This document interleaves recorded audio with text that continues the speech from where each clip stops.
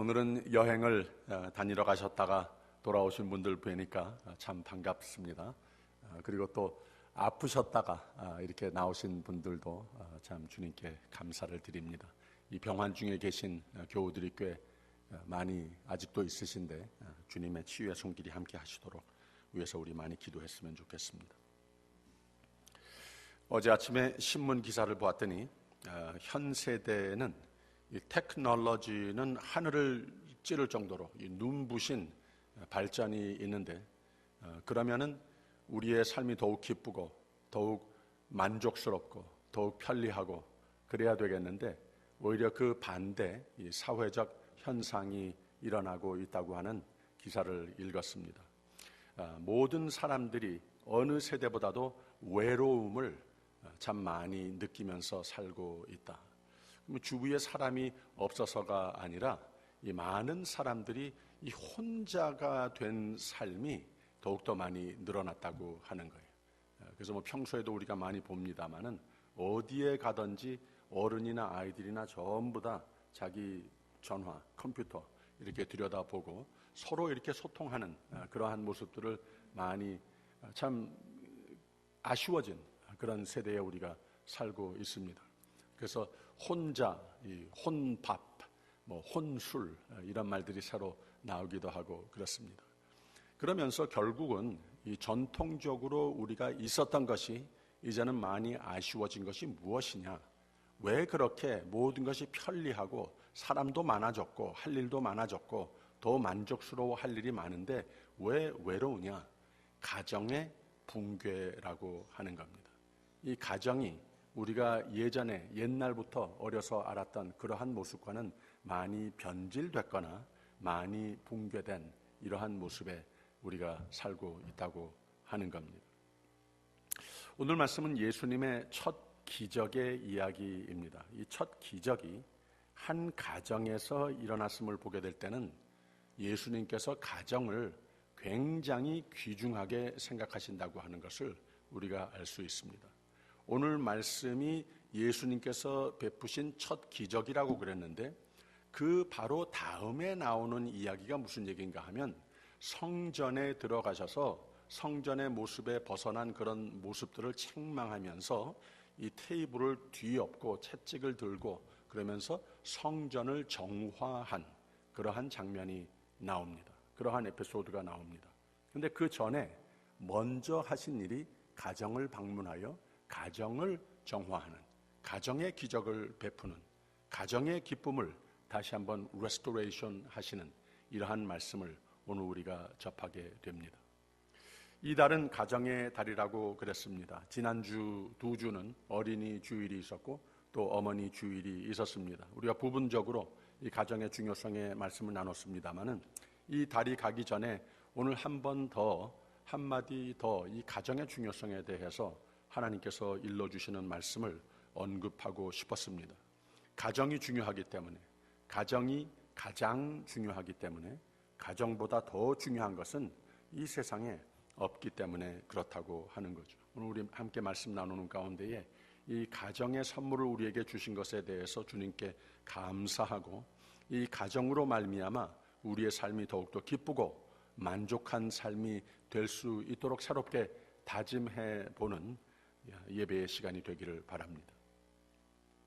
인생을 두 부분으로 나눌 수 있다면 미혼, 독신 이것이 한 부분이라고 할 수 있고 그 다음에 우리의 인생의 나중의 반은 결혼한 후에 이 가정을 이루고 사는 삶이라 이렇게 말할 수도 있습니다.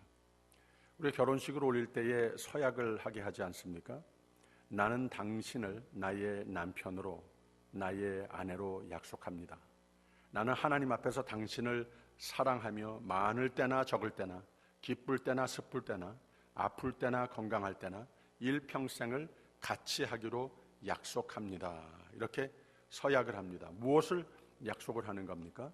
우리가 함께 이제는 더욱 하나가 됐으니 행복과 안정감을 누리면서 이 사랑을 나누면서 살자 하는 그런 서약을 하는 것 아니겠습니까?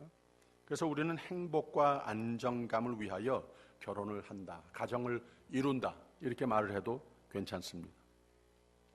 하나님도 사람을 만드시고 이 휴먼 인스티튜션, 이 사람들의 공동체 중에 이 아담과 하와로 가정을 가장 먼저 만들어 주신 것을 알 수가 있습니다. 또 예수님도 기적을 베푸실 때에 가정을 제일 먼저 찾아 거기 가정 환경에서 꼭 필요해서 우선적으로 우리에게 행복과 만족의 삶이 되기 위해서 필요해서 가정을 찾아서 거기에서 기적을 먼저 베푸셨다고 하는 겁니다. 그 이유가 무엇입니까? 사람은 혼자 못 살기 때문에 그렇다고 하는 겁니다. 창세기 2장의 첫 부분을 보게 되면 사람이 독처하는 것이 좋지 못하니 하면서 바로 배필을 주님께서 우리 만들어주자, 이렇게 말씀하시는 것을 볼 수가 있습니다. 예수님도 가정이라고 하는 곳에 큰 중요점을 두신 것을 우리가 알 수 있습니다. 가정이 우리의 삶에 행복과 안정감을 가져올 수 있는 가장 큰 이유라고 하는 것을 우리는 알고 있습니다. 그래서 예수님은 가정이 탄생하는 이 결혼식에 오셨다고 하는 겁니다. 이 가정 환경에서 첫 기적을 보여주셨다고 하는 거예요. 가정이 가장 중요하기 때문에 그렇다고 하는 겁니다. 이렇게 첫 기적을 보이시면서 동시에 예수님은 귀중한 교훈을 주시는 것을 알 수 있습니다. 근데 우선 이 가정에 대한 정의가 조금 이 해설이 조금 필요한 것 같습니다. 이 가정이라고 하는 것은 우리가 자랐던 세대만 해도 부모 그리고 평균 두 아이 있는 그런 환경을 꼭 연상하게 하는데, 그 모습만이 가정이라고 정의하는 것보다는 한 부모 또 한 자식이 가정이 될 수도 있고, 두 부부이고 아이가 없는 그런 가정도 가정이고, 또 때로는 자식들끼리만 있는 그러한 환경도 가정이고, 하물며 남남간이라도 한 집의 거처를 함께 가족과 같이 쉐어하고 있다면 거기도 가정이라고 하는 겁니다. 더 나아가서 우리 믿는 사람들은 교회가 가정입니다. 모두가 이 가정의 개념이라고 하는 것, 이 가정의 정의를 우리가 올바로 하고 지나칠 필요가 있습니다. 이런 가정의 개념을 전제하여서 오늘 말씀을 전하고자 합니다. 오늘 말씀을 통해서 우리가 세 가지 교훈을 발견할 수 있는데, 그리스도인들은 누구보다도 이 세상 사는 가운데 가장 기쁜 사람들이 되어야 하는 겁니다. 믿는 사람이라고 하면서 예배 중심의 삶을 사는 가운데에도 우리가 늘 보통 사람들에게 비교해서 더 슬퍼 보인다든지 기분 나빠하여야 한다든지 그러면은 좋은 전도가, 좋은 간증이 되는 삶이 되지 못한다고 하는 거예요. 오늘 말씀 3절에 있는 말씀 보세요. 포도주가 모자란지라 예수의 어머니가 예수에게 이르되 저희에게 포도주가 없다 하니 그랬습니다. 바로 여기에서 나오는 이 포도주라고 하는 것은 오늘 세대에 그냥 술이라고 생각을 하는 것보다는 그 문화권에서 포도주가 어떤 모임에 있어야 한다 하는 것은 거기에 기쁨을 더 붙돋아 주기 위해서 바로 그런 상징적인 의미를 가지고 있다고 하는 거예요. 예수님도 즐기시는 것을 중요시 여겼습니다. 기쁨을 끼치는 예수님이시지만, 생명을 끼치는 예수님이시지만, 이 지상에 계실 때에, 기회가 됐을 때에 이 기쁨을 함께 나누는 예수님이 되셨다고 하는 것을 성경을 통해서 우리는 알 수 있습니다. 전통적으로 예수님의 그 모습을 그린 그림들을 보게 되면은 주로 고난스러운 표정, 이 아픔 속에 좀 시무룩한 그러한 표정을 많이 그려놓은 것을 볼 수가 있어요. 물론 예수님께서 고난을 당하셨고 우리를 위해서 십자가에 못 박혀 돌아가셨기 때문에 그런 모습들을 많이 그린 것도 좋지요. 주님께서 우리를 위하여 희생하신, 죽으신, 고난 당하신 그런 모습을 연상케 하는 그림들이 다 좋습니다. 근데 어떤 때는 좀 아쉽게 생각이 될 때가 있어요. 예수님의 좀 웃으시는 낯을, 좀 즐거움 속의 낯을 볼 수 있으면 좋겠다. 그런 그림들이 좀 더 많았으면 좋겠다. 제가 언젠가 한번 그런 그림을 본 적이 있는 것 같아요. 예수님께서 그 주위에 어린아이들이 막 뛰놀고 한두 아이는 그 무릎에 앉혀놓고 예수님도 화하하 크게 웃는 그런 모습을 그려놓은 것을 보고 참 좋다. 하나님께서 우리로 하여금 예수님을 이렇게 생각하는 것을 원하시는구나. 우리의 삶도 기쁜 삶이, 믿는 사람이기 때문에 기쁜 삶이 되는 것을 원하시는구나. 이렇게 생각을, 그 그림을 보면서 생각을 한 적이 있습니다. 기쁨의 종교가 바로 기독교라고 하는 겁니다. 그것만이 아니고 우리의 삶의 중심이 되셔서 우리에게 사랑과 기쁨과 위안이 되시는, 웃으시는 예수님을 기념하기 위한 것이 우리가 예배라는 거예요. 말씀 잔치, 기도할 때마다 우리의 삶은 세상에서 받을 수 없었던 그 기쁨과 평화로 다시 레스토레이션 되는, 채우는 이러한 계기가 돼야 한다고 하는 겁니다. 그래서 사도 바울은 바로 그 감옥 속에 시꺼먼 데 앉아서 이 편지를 쓰는 가운데에도 주 안에서 항상 기뻐하라. 다시 말하노니 항상 기뻐하라 라고 이렇게 권면하지 않았습니까? 이 유대인들은 종교에 대한 이해가 지금과 좀 달랐습니다. 그런 영향을 우리가 많이 받기도 하는 것 같아요. 사도행전 15장 10절에는 이런 말씀이 있어요. 그런데 지금 너희가 어찌하여 하나님을 시험하여 우리 조상과 우리도 능히 매지 못했던 멍에를 제자들의 목에 두려느냐 그랬어요. 그래서 이 유대인들의 종교관은 많은 율법들을 만들어 가지고서는 바로 멍에와 같이 믿는 사람들에게 씌웠다고 하는 거예요. 그래서 믿는 사람들은 믿음 생활을 오래 했으면 했을수록 마치 무거운 짐을 지고 다니는 것 모양 이런 삶이 됐고 그런 표정을 짓고 살았다고 하는 거예요. 그래서 이 멍에와 같다고, 우리 조상도 우리도 질 수 없는 무거운 짐같이 여겼던 것이 참 모순이었었다고 하는 겁니다. 제가 예전에 새벽 예배 때 한번 말씀드린 것 같은데 어느 시골에서 길을 어느 노인이 무거운 짐을 지고 이렇게 걸어가고 있습니다. 근데 그 모습을 본 구루마를 끌고 가는 어느 젊은 청년이 옆으로 다가가서 그 노인에게 말합니다. 할아버지, 제가 태워다 드릴 테니까 뒤에 타세요. 그래서 할아버지가 구루마에 올라탑니다. 그리고 이 청년이 한참 그 길을 끌고 가는데 좀 이상해서 뒤를 돌아봤더니 할아버지가 자기 구루마에 올라타시기는 했는데 그 무거운 짐을 아직까지도 자기는 지고 구루마를 탔으면 짐을 좀 내려놓고서는 쉬면서 가면 좋겠는데 자기 짐은 아직도 지고 구루마를 타고 가더라고 하는 거예요. 우리가 신앙생활을 자칫 잘못하면 하나님께서 우리에게 자유를 주셨는데, 생명을 주셨는데, 기쁨을 주셨는데 이래야 되겠는데, 그래야 또 전도도 되고 그런 간증이 있어야 되겠는데 마치 무거운 짐을 지는 것 같은 그러한 신앙생활이 돼서는 안 된다고 하는 겁니다. 이 교회의 예배의 삶도 그렇고 교회의 봉사도 이 마지못해서 이 남에게 떠밀쳐서 의무감으로 한다든지 하면 하나님의 뜻이 아니라고 하는 거예요. 우리가 무슨 일을 하든지 좀 힘든 일을 하더라도 마음이 만족스럽고 기쁘면 된다고, 그래야 된다고 하는 겁니다. 그래야 우리가 평생 동안 성화하고 평생 동안 바로 여기가 하나님의 집이, 내 아버지 집이 내 집과 같아지고 천국과 같은 그러한 경험을 하고 주 안에서, 이게 가장 귀한 나의 삶의 부분이 되는 비결은 기뻐야 한다고 하는 거죠. 예수님은 물을 와인으로 기적으로 변화시켰다고 하는 거예요.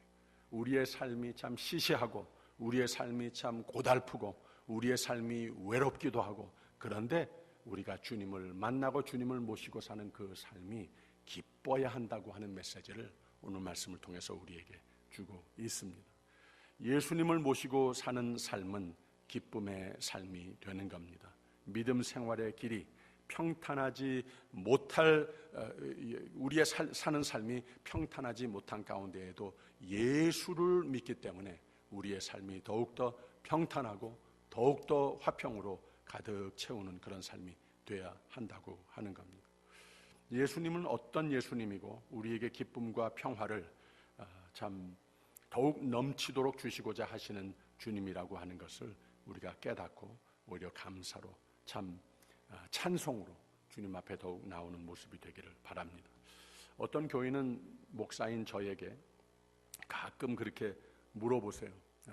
제 뭐 한 주 지나는 가운데 스케줄 같은 것을 이렇게 보고 그러시는지, 목사님 힘드시지 않으세요? 이런 질문을 제가 종종 듣곤 합니다. 목사님 힘드시지 않으세요? 그런데 저는 항상 같은 대답을 합니다. 어떤 때는 일의 량 때문에 이 몸이 좀 피곤할 때는 있을 수 있지만 마음은 항상 즐거워서 좋습니다. 주님과 함께하니 좋습니다. 하나님의 귀한 자녀들을 섬길 수 있는 귀한 특권을 주셨으니 이거 얼마나 좋습니까? 얼마나 신납니까? 그래서 기쁩니다. 힘들지 않습니다. 저는 이렇게 대답을 하곤 합니다. 이 모든 것이 어떻게 가능한 것인가?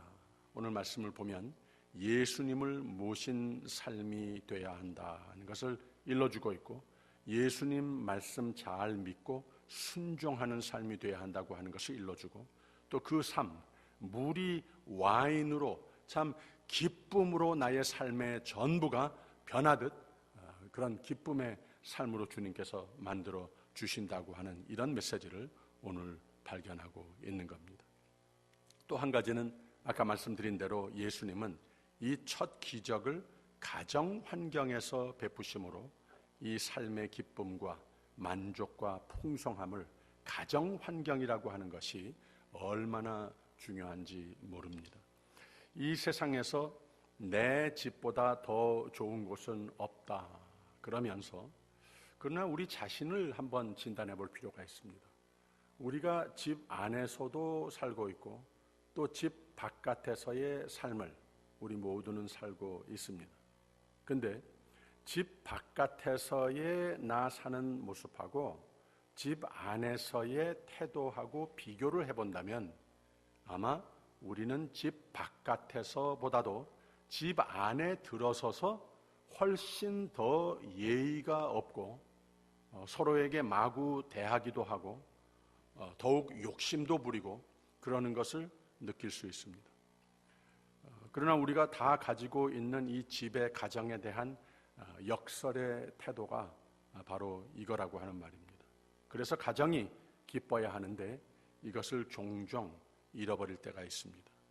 우리가 가장 사랑하는 사람들에게 보다도 그저 길거리에서 만나거나 잘 알지도 못하는 사람들에게는 훨씬 더 예의를 갖출 줄 아는데, 친절을 베풀 줄도 아는데, 근데 가정이 기뻐야 하는데 안식처가 되어야 하는데 여기에서는 친절과 예의를 잘 갖추지 못할 그럴 때가 많다고 하는 거예요. 종종 잊어버린다는 거예요. 나 잘 모르는 사람이 내 식구들보다 나의 좋은 면을 훨씬 더 많이 보는 삶, 내 식구들은 남보다도 나의 제일 못된 면만 매일 같이 보게 되는 그렇게 되는 수가 많다고 하는 거예요. 그래서 가정이 기뻐야 하는데, 제일 기뻐야 하는데 그걸 종종 잊어버리게 된다고 하는 겁니다. 우리가 이 말씀에서 예수님의 모습에서 배울 수 있는 것은 예수님은 이 첫 기적을 가정이, 조그마한 식구들이 모여 사는 가정 속에서 베푸셨다고 하는 것을 의미 깊게 받아들여야 하는 겁니다. 예수님은 가정에서 자신의 영광을 나타내셨습니다. 가정에서 천국을 맛보게 해 주셨습니다. 오늘도 우리 가정에서 주님의 가장 귀한 것을 주시고자 하시는 것을 우리가 깨달아야 한다고 하는 겁니다. 매주일 예배 시간 여러분이 이렇게 나와 계신 모습들 볼 때에, 또 서로 친교할 때에, 더 나아가 우리의 일터, 사업터라든지 직업 환경, 길 가는 그런 모습들을 봤을 때 여러분들은 아주 참 매력적이고 참 아주 인상적이고 그럴 때가 많이 있습니다. 남자들은 마치 어떤 유명한 양복점 광고에도 나올 수 있을 정도로 멋이 있으십니다. 또 여자분들은 모델같이 여겨질 때가 많이 있습니다. 참 좋은 거죠. 좋은 거죠. 근데 우리가 우리 가정에서 내 아내에게, 내 남편에게, 내 자식, 부모에게 아주 노력해서 모든 예의를 갖추고 거기서 매력적으로 친절을 베풀면서 인상적으로 대하는 것이 얼마나 오래됐는가. 여기에 우리가 얼마나 신경 자체를 쓰면서 살고 있는가 물어본다면 몇 분이나 자신 있게 긍정적인 대답을 하실 수 있을까? 이런 생각도 해봅니다. 오늘도 예수님은 어디보다도 먼저 나의 집에, 나와 내 아내 사이에, 나와 내 자식들 간의 기적적인 변화를 물이 와인으로 변하듯이 기적적인 사랑과 기쁨을 가득 채우시고자 하시는 것을 믿으셔야 합니다. 우리가 집을 나서기 전에 얼마나 거울을 보면서 많이 준비하고 나갑니까? 많이 거울을 많이 들여다봅니다. 옛날에 저에게 한번 누가 그런 얘기를 해줘서 그 후로 요새 잘 못합니다만은 가끔 기억이 나서 하기도 합니다. 특히 좀 스트레스가 많고 힘든 하루를 지났을 때에 하루의 일과를 다 지내고 집에 들어갈 때의 모습이 참 보기 좋지 않은 그런 모습이 될 때도 많이 있어요. 그런데 가끔 기억이 나서 차에서라도 이 거울을 얼굴에 맞춰놓고 다시 한번 이렇게 얼굴 표정 관리 이런 것을 다시 한번 체크하고 내가 들어설 때의 내 모습을 아내 자식들이 보게 될 텐데 그렇게 할 때가 있습니다. 교회도 역시 가정이라고 한다면 우리 전도 선교의 사명을 분명히 띈 교회 안에서도 밖에 나가기 전에 먼저 나의 교회 속에서 교우들 사이에 기적적인 변화를 물이 와인으로 변하듯이 하나님은 우리 가운데에 먼저 기적적인 사랑과 기쁨과 가득 채우시고자 하시는 것을 우리는 믿어야 하는 겁니다. 오늘 말씀을 보면 상징적으로 이 포도주가 주인공입니다. 기쁨을 우리의 삶에 다시 채워주시고자 한다고 하는 거예요. 다시 한번 세 가지 우리의 삶에 우리의 가정이 참으로 기쁨으로 채우게 된다면 2절에 있는 말씀 보세요. 예수와 그 제자들도 혼인의 청함을 받았더니 그랬습니다. 예수님을 모시고 사는 그 삶이 바로 기쁨의 삶이 된다고 하는 거예요. 두 번째는 이 9절의 첫 부분을 보면 연회장은 물로 된 포도주를 맛보고 어디서 났는지 알지 못하되 물 떠온 하인들은 알더라 그랬습니다. 그래서 어떤 영문인지 모르고 도무지 납득이 되지 않더라도 예수님을 내 삶의 주인으로 모셨으면 참으로 기쁨이 되고자 한다면 하나님의 말씀대로 주님을 믿고 순종하는 삶이 돼야 한다고 하는 거예요. 그리고 납득이 안 가도 또 우리의 믿음과 순종이 있는 그 곳에 하나님께서는 반드시 우리에게 기쁨을 레스토레이션 해 준다고 하는 것, 때의 기적이 반드시 일어난다고 하는 것을 우리에게 일러주고 있는 말씀입니다. 중요한 포인트는 바로 이 일이 가정에서 성전에 가서 성전을 정화시키시는 그 일을 하시기 전에 가정에서 바로 이 천국을 맛보게 하는 기적을 거기서 베푸시더라고 하는 겁니다. 가정의 달입니다. 몇 가지 기쁨이 있고 또 웃음이 있고 항상 화기애애한 가정이 되기 위해 도움이 되는 글을 읽었습니다. 행복한 가정의 비결이라고 하는 아주 짧은 재밌는 이야기입니다.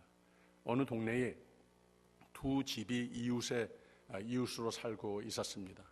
한 집은 시부모를 모시고 살고 있는 대가족이었었고 또 한 가족은 두 부부가 나란히 살고 있는 그런 가족이었습니다. 이상하게 대가족을 이룬 가정은 항상 화목하고 항상 웃음소리가 나고 항상 참 사랑이 넘치는 것 같은 그런 모습이었습니다. 그런데 바로 이 두 부부만이 살고 있는 집은 항상 부부 싸움이 있었다고 하는 거예요. 그래서 참 이렇게 아주 화기애애한 그러한 모습을 항상 지나치면서 보던 옆집의 사람은 참 궁금했습니다. 저 집이 어떤 집이기에 저렇게 항상 기쁨의 소리가, 사랑의 소리가 들려 나올까. 그래서 부인하고 같이 이 과일 한 상자를 사들고 찾아갔습니다. 그래서 같이 과일을 나누면서 얘기를 나누면서 이렇게 항상 이 집이 기쁜 이유가 무엇입니까? 비결이 무엇입니까? 이렇게 물어봅니다. 우리 집은 우리 둘만 사는데 항상 싸우기만 하고 그러는데 어떻게 선생님 댁은 그렇게 화목하게 지내십니까? 그 비결이 무엇입니까? 물어봅니다. 그래서 이웃집 주인이 대답을 합니다. 네. 그거는 당신네 두 분은 항상 훌륭하신 분들이고 우리 가족 식구들은 다 바보들 같아서 그렇습니다. 이렇게 대답을 하는 거예요. 그래서 그게 무슨 말입니까? 하고 물어보니까 네, 바로 오늘 아침에 있었던 일인데 내가 출근을 하려고 하다가 이 바닥에 있는 물그릇을 발로 걷어차가지고선 물을 엎질렀습니다. 그래서 제가 제 아내에게 아이고 이렇게 됐네 하고 미안하다고 말하니까 이 아내가 저한테 뭐라고 그러는가 하면은 아니에요. 지나다니고 있는 바로 거기다가 내가 물그릇을 갖다 놨기 때문에 그래서 이게 내 잘못이에요. 또 이렇게 말하더라고요. 옆에서 그것을 보고 있던 시어머니가 아니다. 내가 제일 먼저 봤는데 그것을 옆으로 좀 치워놨어야지 되는데 내 잘못이다. 이렇게 모두가 마치 내 잘못이라고 하는 모두가 다 나 자신을 탓하는 이러한 모습으로서 살다 보니까 항상 우리의 가정은 참 기쁨의 소리가 나는 가정이 되는 겁니다.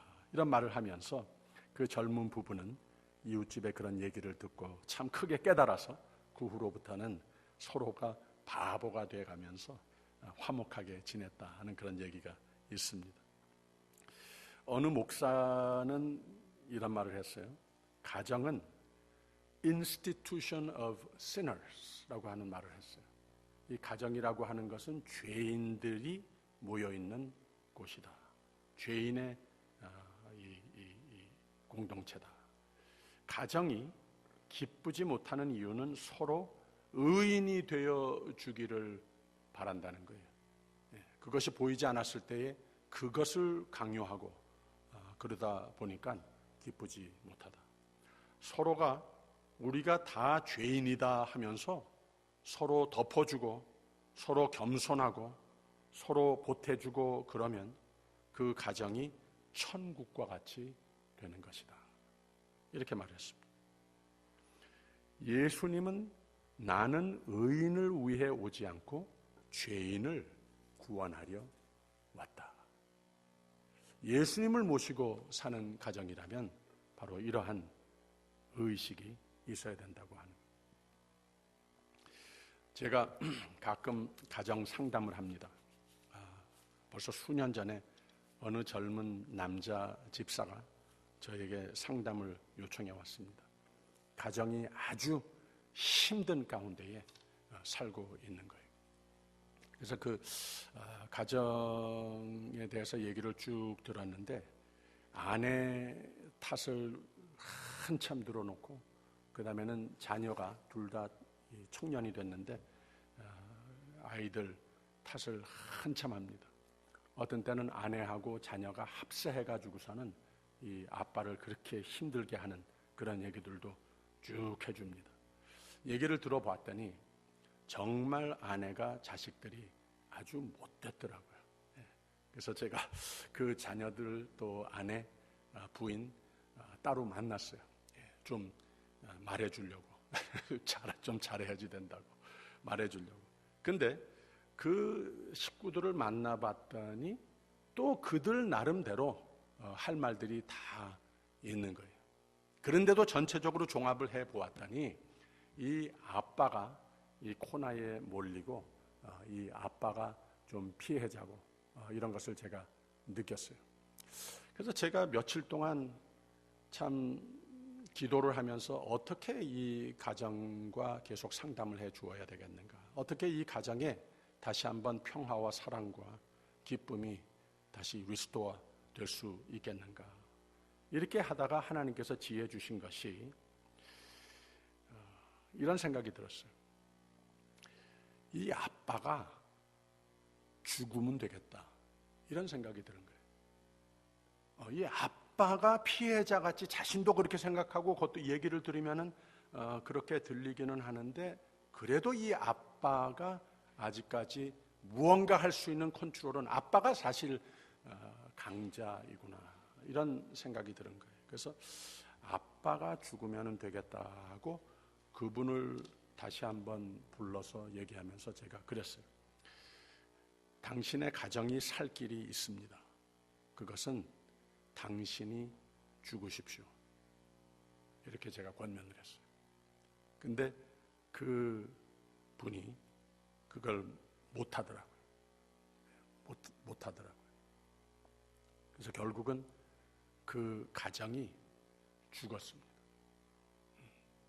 그 후에 대화하는 가운데 그 얘기들을 들으면서 그 아내가 죽는 것을 제가 봤습니다.